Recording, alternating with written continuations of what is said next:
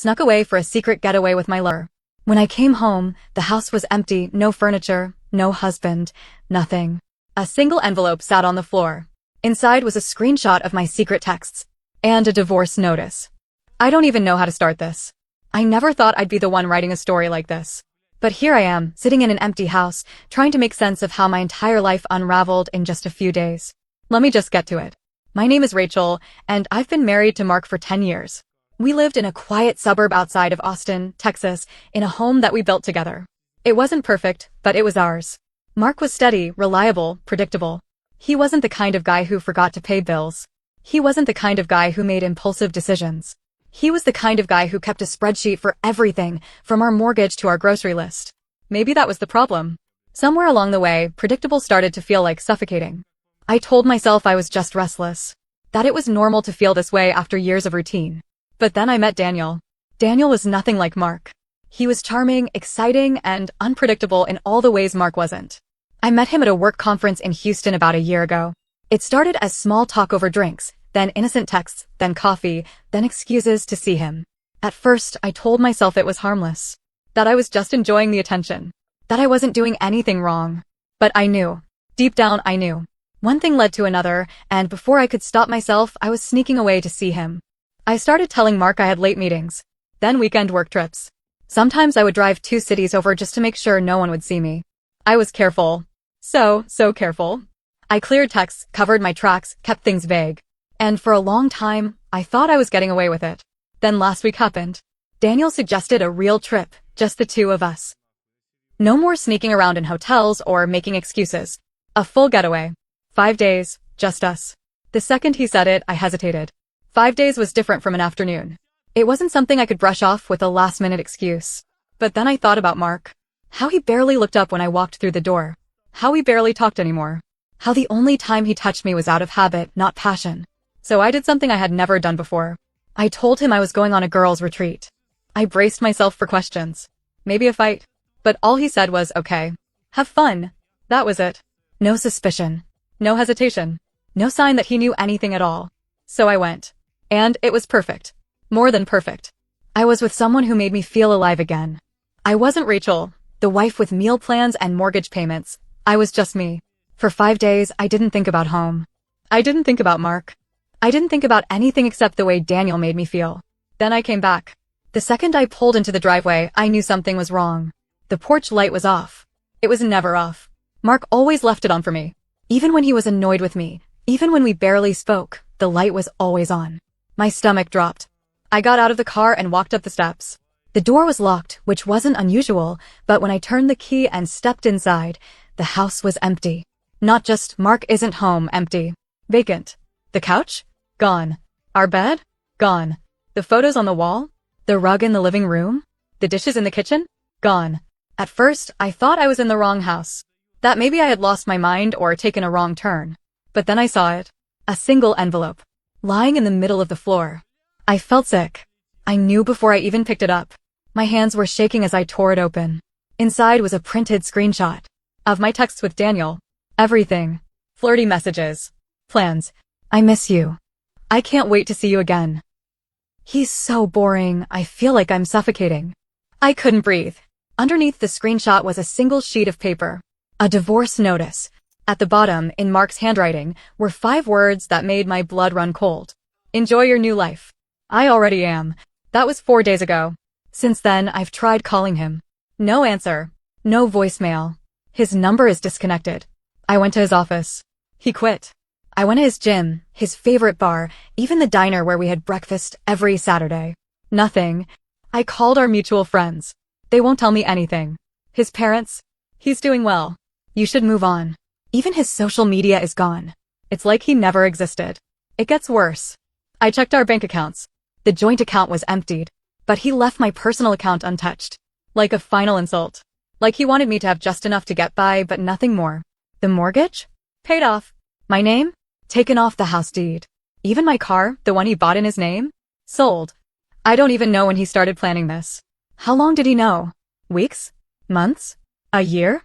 How long was I being watched while I thought I was getting away with something? I thought I was in control. I thought I was the one making the moves. But in the end, Mark had the last move. And now I have nothing. Edit. A few people have asked why I'm not trying harder to find him. The truth? I don't know what I'd even say. What could I possibly say? That I'm sorry? That I made a mistake? That I regret it? Because I do. I regret everything. But none of that changes the fact that Mark is gone. And I don't think he's ever coming back. I sat on the floor for hours. Maybe longer. I don't even know how much time passed before I finally moved. I kept reading the note over and over, hoping I had missed something. Some hidden meaning, some small clue that he wasn't really gone. That this wasn't real. But it was real. The walls were bare. The floors echoed when I shifted my weight. The kitchen cabinets were empty except for a single coffee mug he must have missed. The bed, our bed, was just an empty frame. He left nothing behind. Not a single sock. Not a single note explaining how long he had known. Not a single sign that I had ever been part of this house. I started calling again. His parents. His friends. Even his old coworkers. No one would talk. At first, I thought maybe they didn't know anything. That Mark had left just as suddenly as he had disappeared from my life. But the more people I called, the more I realized they knew. They all knew. And they had chosen him. Even my best friend, Alyssa. She picked up on the third ring, sounding hesitant. Rachel, I could hear the pity in her voice. Like I was some lost child who had wandered too far from home. You knew, I said. It wasn't a question. A long pause.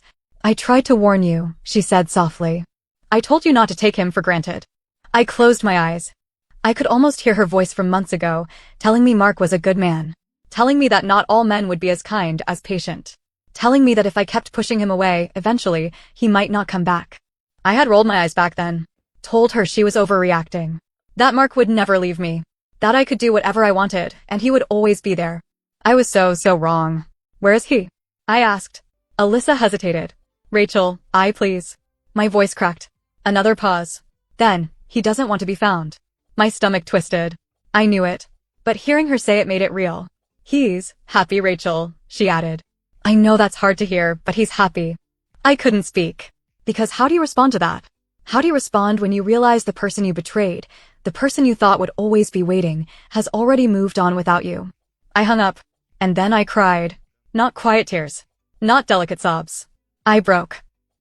I curled up on the floor, in the middle of the empty house, and cried until my throat burned and my head pounded. Until there was nothing left. Then something hit me. Mark had planned this. Every step. Every detail. But how far did it go? I scrambled to my feet, grabbed my purse, and yanked out my wallet. My hands were shaking so badly that I nearly dropped it. I flipped through the cards, credit, debit, driver's license, then stopped. My credit card. I swiped open my banking app and stared at the screen. It was frozen. I blinked. Refreshed it. Still frozen. My bank account, the personal one he had left alone, was locked. I tried my credit card next. Declined. My breath came fast and shallow. I tried again. Same result. One by one, I checked every account. The savings. The emergency fund. Everything was frozen. Mark hadn't just left. He had cut me off. I didn't even know how it was possible. My personal account wasn't joint. The credit card was in my name. And yet, he planned this. He must have found a way to shut everything down. I grabbed my keys and ran to my car. My hands fumbled to unlock the door. The second I got inside, I started the engine and backed out of the driveway so fast my tires screeched against the pavement. I needed answers. I drove straight to the bank. The teller was polite. Too polite. She smiled the kind of smile you give someone who doesn't know they've already lost. Your accounts are currently under review, she said. Review? My voice was sharp. What does that even mean? This is my money. I understand your frustration, she said, still smiling, but unfortunately, I can't disclose the details at this time. You'll need to speak with the fraud department. Fraud? I felt sick. Is there a hold on my accounts? I asked. She hesitated. Just for a second. Then she smiled again. You'll need to contact our fraud department. I left before I made a scene. Back in the car, I gripped the steering wheel so hard my knuckles turned white. Mark did this. He was methodical, careful, precise. He had spent years planning our future, organizing every detail of our finances, keeping track of every dollar. Of course he knew how to wipe me out. But why? Wasn't taking the house enough? Leaving me? Disappearing without a trace? Why go this far? I needed to find him. Not to beg. Not to fix things. I just needed to know why. I had to know how long he had known. How long had he been watching me lie to his face? How long had he been waiting for the perfect moment to make his move? Because that's what this was. It wasn't just revenge. It was a checkmate. And I never even saw the game. I went back to the house, if I could even call it that anymore. It was just an empty shell. A skeleton of what used to be my life. I didn't know what else to do. My money was frozen. My car was still in my name for now, but I had no idea if that would last. I felt like I was standing on a trapdoor, just waiting for the last rope holding it up to snap. I sat on the floor with my back against the wall, staring at the ceiling, trying to piece it all together. Mark had planned this down to the last detail. The more I thought about it, the more I realized he must have started months ago. Maybe even longer. He had been watching, waiting. He didn't just react. He orchestrated this. I was so deep in my own thoughts that I almost missed the sound outside. A car. My breath caught in my throat. For a second, I thought it was Mark. That he had come back. I scrambled to my feet and ran to the window. But it wasn't him. A sleek black car had pulled up across the street. The kind you see in movies where the rich businessman steps out in a tailored suit, sunglasses on, walking like he owns the world. The driver stayed inside. I watched for a minute. Maybe two. They didn't get out. Then, just as smoothly as they arrived, they pulled away. Something about it made my skin crawl. Maybe it was nothing. A coincidence. But deep down, I knew better. The next day, it happened again. Different car. Different time. Same feeling. And the day after that. By the fourth time, I was convinced I was being watched. But why? It didn't make sense. Mark left. He wiped his hands of me. He disappeared without a trace, took everything with him, and cut me off completely. So who the hell were these people? I wasn't a paranoid person. Or at least, I hadn't been before. But now? Now, I felt like a cornered animal, pacing, waiting for something to happen. And then something did. On the sixth day, I came back from the grocery store, using cash from a pawned watch because I had nothing else, and saw the envelope. Another one. Sitting in the same place as the first. I stared at it for a long time. I didn't want to open it. Because the last one had shattered my world. And something told me this one would be worse. My hands were clammy as I knelt down and picked it up. Inside was a single sheet of paper. No screenshots this time. No printed out messages. Just a note. Stop looking for me. You won't like what you find. I dropped the paper like it burned me. My pulse hammered in my ears. Mark wrote it. I knew his handwriting. But the words weren't a warning. They were a threat. A cold shiver ran down my spine. For the first time, it hit me.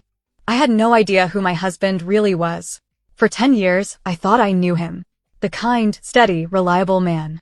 The one who meal planned and budgeted and never raised his voice. The one I thought was too predictable, too boring. But this? This wasn't the work of a boring man. This was something else entirely. I stared at the note, my mind racing. What did he mean? What wouldn't I like? I had assumed Mark just wanted to disappear. That he wanted nothing to do with me anymore. But this was different. This meant there was something to find. And now, I had to know what it was. I don't remember making the decision to look for him. It just happened. One moment, I was staring at that note, my mind racing with questions, my heart pounding like a drum. The next, I was packing a bag, grabbing whatever cash I had left, and walking out of the house, our empty house, for what I knew would be the last time. Mark didn't want me to find him. Which meant I had to. I started where he wouldn't expect me to. Not his parents. Not his old job. Not our friends. I went to the bank again. This time, I wasn't polite. I demanded to speak to someone higher up, someone who could tell me why my accounts were frozen. I expected pushback. I expected another practiced smile and a line about fraud protection and ongoing review. Instead, the woman behind the desk gave me a long, unreadable look. Then she sighed. "Miss Bennett," she said slowly. "There's something you should know." I leaned forward. She hesitated, then lowered her voice. "You were removed from the account 2 months ago." My stomach dropped. 2 months? I opened my mouth to argue, to tell her there had to be a mistake, but she slid something across the desk. A signature form. My signature. It was identical.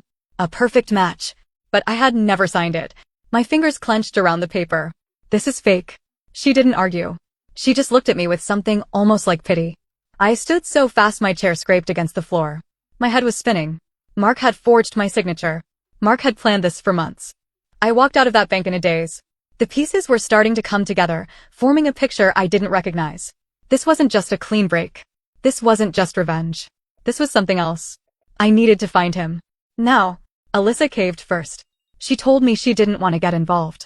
That Mark had made it clear he didn't want me near him. But when I pressed, really pressed, she cracked.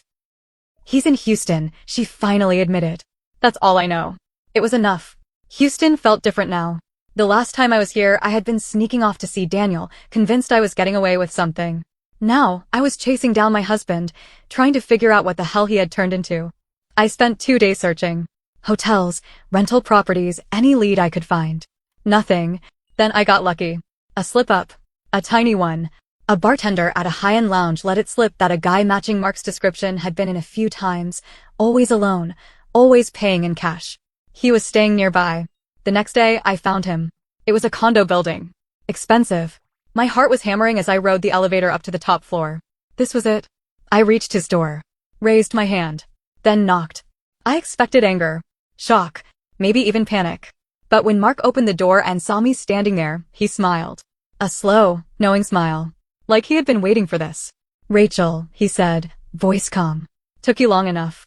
I felt like I had been punched in the gut. He expected me to find him. I pushed past him before he could stop me, stepping into the condo. It was nice. Too nice. Sleek furniture, expensive art, a view that stretched for miles. This wasn't a man rebuilding his life from scratch. This was a man who had planned for this. I turned to face him. "What the hell is this?" He shut the door. "My new home." "How long?" My voice was shaking. "How long have you been planning this?" Mark didn't flinch. "A year. A year." I staggered back like I had been slapped. "I knew, Rachel." His voice was so calm. So even. "For months I knew. I watched you lie to my face. I watched you sneak off. And I waited." His eyes flickered with something I couldn't place. "I let you think you were in control," he continued. "I let you believe you were getting away with it. And then, when I was ready, I walked away." I couldn't breathe. "You forged my signature," I whispered. "I did. No hesitation." "You stole my money." "I didn't steal anything. I just made sure you had no way to take mine." I stared at him, my mind spinning. "Why?" His expression didn't change. "Because I wanted you to feel what I felt." I swallowed hard. He took a step closer. "You thought I was boring," he said softly. "You thought I was predictable. So I showed you what I was really capable of." My hands curled into fists. "So this was all just some elaborate revenge plot?" He tilted his head. "No, this was justice." The words hit me like a slap. Because deep down, I knew he was right. I had done this. I had destroyed us. But then, something else clicked. I looked around again. The money, the condo, the confidence. This wasn't a man who had been heartbroken. This wasn't a man who had spent months grieving his marriage. This was a man who had won. I forced myself to meet his eyes. "Who are you?" For the first time, his expression flickered. Like I had finally asked the right question. "You never really knew me," he murmured. "You never cared to." And suddenly, I wasn't sure if I was standing in front of the man I had married or a stranger. A long, heavy silence stretched between us. Then he exhaled. "You should go, Rachel." That was it. No yelling. No accusations. Just a quiet, final truth. I had lost. Not just him. But everything. I turned, numb, and walked to the door. Hand on the knob, I hesitated. Was I ever going to find you? Mark didn't answer right away. Then, yes. I turned back. He was watching me with something almost like pity. "I needed you to understand," he said quietly. "And now you do." I swallowed the lump in my throat. Then I nodded. And I left. I didn't go back to the empty house. I checked into a cheap motel and sat on the edge of the bed, staring at the wall. For the first time, I let it all sink in. Mark was gone. Not just physically. Not just in the way that he had disappeared and built a new life. He was gone. I had spent 10 years married to a man I didn't really know. And in trying to escape my own unhappiness, I had walked straight into a trap he had set long before I ever realized I was in danger. I had thought I was the one pulling the strings. I had thought I was the one making the choices. But the truth was, Mark had been ahead of me the whole time. And now, I was nothing more than an afterthought in his past. I closed my eyes. Then I laughed. A hollow, bitter laugh. Because I finally understood. I had spent so much time chasing excitement, looking for something more. And in the end, I had gotten exactly what I deserved.